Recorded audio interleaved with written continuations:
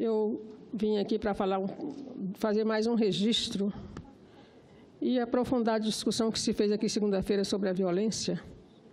Então, eu queria fazer um comunicado que a Vera Lúcia, uma das fundadoras do grupo Mães de Maio, foi encontrada morta em casa, provavelmente suicídio. Talvez a maioria das pessoas não saiba o que é esse movimento As Mães de Maio, lá em São Paulo. Em maio de 2006, mais de 500 pessoas foram executadas. E daí as mães que perderam seus filhos, suas filhas, criaram esse movimento. Até uma delas veio aqui uma vez no Dia Internacional da Mulher. E elas ficam na Praça da Sé, com faixa, com cartazes. A maioria delas, porque não teve sequer o direito de enterrar seus filhos. Mataram os grupos de extermínio, polícia, mataram seus filhos e elas sequer tiveram o direito de enterrar. Não sabem onde foram parar os corpos. E essa moça era uma das grandes lideranças lá, mas ela entrou em depressão porque nesse extermínio mataram a filha dela, grávida de 9 meses, e o genro. Então, eu já estive lá em São Paulo, numa diligência onde essas mães foram ao Ministério Público comigo, com o Paulo Teixeira, lá com alguns senadores, e a gente ouviu depoimentos terríveis, assim, de mãe dizer que a polícia matou seu filho no seu colo. O menino correu, sentou no colo da mãe e a polícia matou a si mesmo. Estava na porta de casa. Então, são depoimentos dolorosos, é um grito de dor, uma dor indizível, que essas mães estão lá e a maioria das pessoas passa indiferente e o governo e a Prefeitura de São Paulo também não tomam providência de, pelo menos, amenizar, fazer a investigação, dar uma resposta, elas querem uma resposta. Então, a Vera Lúcia foi encontrada morta e é mais uma perda do movimento. E aí eu quero entrar na questão da violência que nós debatemos tanto aqui, que agora tem um projeto de segurança pública que, se não levar em conta as várias violências que tem nesse país, vai virar só um aparato policial, de melhorar o aparato, de aumentar o efetivo, de aumentar o salário, de que tudo isso é necessário. Mas se não levar em conta as várias violências para poder propor políticas para resolvê-las, não vai adiantar muito. Porque essas mães precisam de uma política para elas. Elas já estão virando zumbi, algumas dizem que não levantam mais da cama, não têm mais coragem de se levantar. Então, aos poucos elas vão sumir, vão desaparecer, porque tem depoimentos incríveis aqui de mães que perderam seus filhos, suas filhas, naquele episódio de São Paulo, no mês de maio. A gente discutiu aqui segunda-feira na CNBB, a questão das violências, e a gente tratava exatamente disso. A violência institucional, a violência do Estado, se não cuidar disso, o SUSP, famoso, que vem aí para ser discutido aqui, não vai ter solução. O Estado tem a sua violência, a violência institucional que a gente chama. A gente tem o Estado que exterminou, teve a CPI da juventude negra, extermina a juventude, principalmente os meninos e meninas negras, mais os meninos, e teve a CPI. Quais foram as políticas adotadas para os negros continuam morrendo? O Estado que não vê a população em situação de rua. 300 mil pessoas, segundo as contas das pastorais, porque não tem o IBGE, não conta, porque ele não tem endereço. Então, e as pessoas passam indiferente aquilo lá. E a audiência pública que a gente fez lá também revelou coisas incríveis. Ouvi um menino de rua, uma pessoa que mora na rua, dizer, a gente percebia que ele estava drogado, e ele dizia: senadora, nós não somos perigosos, nós estamos em perigo. Então, eles têm lá a mão do padre Júlio Lancelotti e de algumas pessoas que ajudam. Ele não tira o documento porque não tem endereço, ele não tem...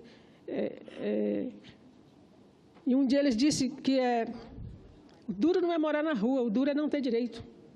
Eu quero morar na rua, mas eu quero ter direito. Então, depoimentos assim de fazer a gente chorar, daquela população lá de São Paulo, que é um resumo de tudo, não é só São Paulo, mas São Paulo é porque é muito maior o volume, é mais gritante a situação das pessoas. E esse Estado não vê, esse Estado não assume isso, é invisível, essa população é invisível para o Estado, é como não existe. Não? é um Estado que não dá segurança aos seus policiais. Quantos policiais estão morrendo aí, estão sendo assassinados? Um Estado que permite a violência dos autos de resistência, que aquilo é uma autorização para matar. Tem que acabar com isso. Auto de resistência é autorização para matar. Né? Diz que resistiu e mata. Então, isso tudo é responsabilidade do Estado. Né? Um Estado que, de certa forma, aceita o trabalho escravo, porque quando dá para emitir uma portaria regulamentando o trabalho escravo é porque acha que é normal, né? Um Estado que faz a reforma trabalhista que gera desemprego, que depois esse pessoal pode descambar para a violência também. Então, a gente precisa discutir violências com todos os S's que a gente puder puxar, porque não adianta vir um plano que não considera essas questões, que não considera a violência contra a mulher, contra os negros, contra a população LGBT. A pessoa morre porque pela sua opção sexual, ela é morta. Está aí a morte, o assassinato da Marielle, né, pelo que está se vendo aí, foi só uma disputa política. Essa mulher está me atrapalhando, eu não sei se for verdade o que está dito aí, está me atrapalhando, por isso tem que morrer. Que país é esse que nós estamos construindo? Né? E aí eu quero lembrar aqui os atentados, que não são sequer apurados, e eu vou ler alguns aqui, que é o que tem acontecido com o PT. Pelo menos 9 sedes do PT sofreram atentado de 2016 para cá. Não tem resultado de nenhuma apuração. Alguns nem foram apurados. Outros abriram inquérito, mas não tem nenhum resultado. Então, aí tem mais a caravana Lula, que descobriram de onde foi, que saiu, que tipo de arma, mas também ficou por isso. O delegado que iniciou o processo foi, inclusive, afastado, porque ele disse que tinha sido um atentado. E o outro que ficou no lugar agora concluiu que foi um atentado. Quem fez aquilo estava querendo matar alguém dentro daquele ônibus. Né? Mas também não se encontra o culpado, apesar de ter sido na fazenda de um dos que estavam lá interditando a estrada com seus tratores, um fazendeiro. Pelo menos alguém mandado por ele pode ter feito isso. Né? E aí o atentado ao acampamento lá em Curitiba. Né? Sabe-se que uma pessoa passou atirando, tem vídeos, mas até agora também não se sabe. Né? É muito lento o processo. Quando querem, é bem rápido. Mas essas coisas, se a gente banalizar atentado, eu não sei para onde vai esse país. Né? Se a gente não cuidar disso, porque foi contra o PT, mas pode ser contra outro partido.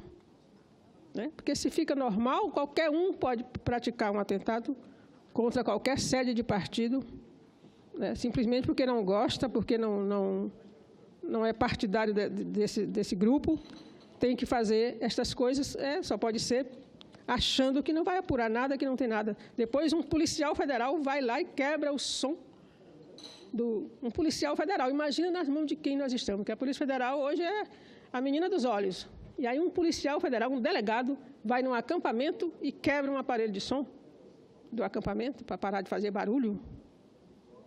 E fica por isso mesmo. Não me consta que tenha sido tomada nenhuma providência. Então, eu queria que a gente, fazendo essa reflexão, eu queria, senador, mais um minuto para falar de um grupo que esteve comigo do Pará, um grupo de um quilombola, do Quilombo Turê 3, lá em Acará, no Pará, que eles vieram aqui pedir socorro porque disse que não consegue respaldo lá na polícia, no governo, porque eles acham que os empresários são protegidos. 3 empresas que produzem dendê, azeite de dendê, simplesmente cercaram o quilombo com plantação da palma que produz. Então, plantaram e as pessoas ficaram ilhadas. E porque as pessoas denunciam isso, já mataram a CPT denunciou isso, Nazildo, que era um líder quilombola lá desse quilombo, e um outro foi baleado quinta-feira. Enquanto eles estavam me contando a história, o outro lá mandou um vídeo todo ensanguentado, mostrando que tinha acabado de sofrer um atentado. Conseguiu se arrastar, descer do carro e se arrastar, mas fez o vídeo e mandou. Então, essas coisas todas acontecem. A violência no campo está impossível de se sustentar. 70 pessoas foram assassinadas em 2017. 4 chacinas, quer dizer, grupos executados. A perícia disse que as pessoas foram executadas pelas costas.